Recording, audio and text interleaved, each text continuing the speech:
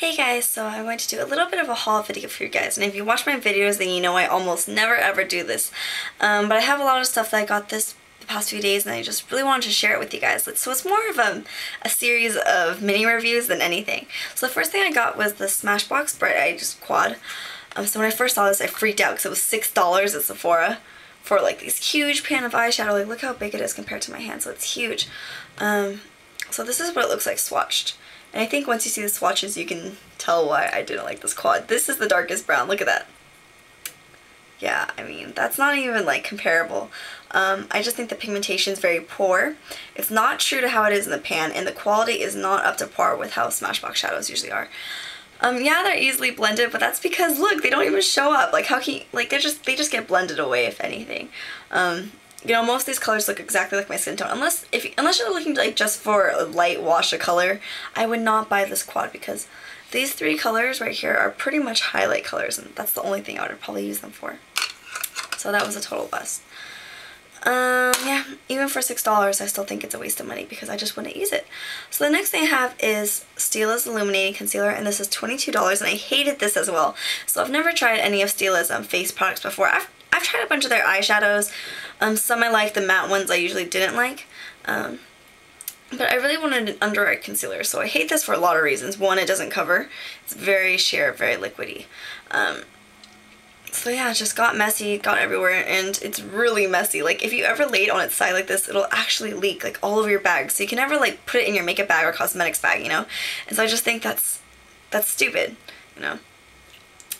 Like you couldn't bring it traveling. So the brush is pointless as well because you can't really like just brush on concealer, you know, you usually have to just like dab it in. So I just, you know, I think it's a really messy, pointless product. It doesn't work well. It's not illuminating or anything. I got this in light. It is a little bit too light for me. I use C3 in face and body. I think I'm like NC20, NC25-ish for MAC. I'm not really quite sure, but I think around that range. So it is a little too light for me too, but it sucks as a concealer in general. I just would never buy this, and it was such a waste of money. So next thing I did was I went to a CCO, and for those of you guys that don't know, a CCO stands for a cosmetic company outlet. You guys can actually get brand new, unopened, high quality products for a cheaper price, usually about, I think it's like 20 to 30% off retail price. Sometimes even more, sometimes less depending on the product. But you guys can get lashes, brushes, makeup, skincare, everything there. They have Clinique, usually MAC, Bobbi Brown, so a lot of really cool brands. Anyway, so I got a duo and I got a trio from their MAC Mineralized shadows. The duo is in It's a Miracle, and the trio is in Interview. And so this is the duo. This is really beautiful purple color right here, and then like a shimmery gold. So this is the swatch. The purple color is really pretty, but the gold, it doesn't even show up really. It's like glitter. The only way to get it to show up is really to foil it, to use it wet. So yeah. But I mean, even for this color alone, it's worth it. It was only like 12 something, so yeah, still cheaper than a MAC shadow. So the trio and Interview, I love all these three colors. See, it's so pretty. This gold kind of fades away though. There we go, the gold, the brown, the blue. And the blue is really pretty. It kind of reminds me of like Contrast or Deep Truth, like a mix between the two. Texture-wise, it's kind of like a mix between the two too. So it's beautiful, creates a great smoky eye for about 13. It was like 13 something. So I really like these three. The next thing I got was these two nail polishes. So the first one I got was DC Cherry Blossom. Now, for those of you guys that watch my videos, you guys know I usually wear a French manicure on my nails just because I feel like it's a lot more professional. It's just clean, classic, it goes with everything. But on days I'm really lazy and I don't have time to do a French manicure, I just want to get my nails done, I just usually settle for like a pink. I'm not too crazy into like bright nail polish colors. This is still kind of bright for me. I'd probably only wear this on my toes. I probably wouldn't wear it like on my hands. But I really like this. It was super opaque. It was true to how it was in the bottle. Within like one coat it already looked great. You really couldn't see any like streaking or anything.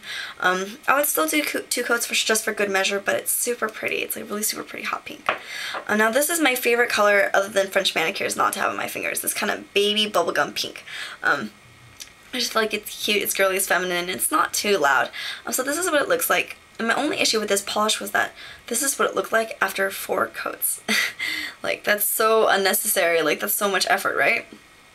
As you guys can see. So much effort. I mean, it's a really cute color, and I like that it supports breast cancer and all that, but you know, the only time I really coat my nails just one color is when I'm trying to save time. And if I'm sitting there doing 4 coats of one color, then I'm not really saving a whole bunch of time, especially because the thicker you do your nail polish, the more likely it's going to chip. And so, I don't know, I would really like this color. I would love this color if it was just more opaque, but it's just not very opaque at all, because like 4 coats and this is all I got, and you can still see my nail beds. So yeah, that's it. That's pretty much my short opinions. And oh, for those of you guys that asked about my jacket that I was wearing in my last video, I actually got that from Hot Look. I'm going to be doing my next video on that site, and I am going to be doing my lash series in between my videos, but since those are shorter and quicker videos, I'm just going to upload those like randomly. But yeah, that's pretty much it. So just letting you guys know that I will talk about that jacket and where I got it from, and like everything about that site, because that site has like a lot of negatives that I want to share and like voice my opinion on before I tell you guys to buy from there. Okay, well, that's pretty much it, and I'll talk to you guys later. Bye.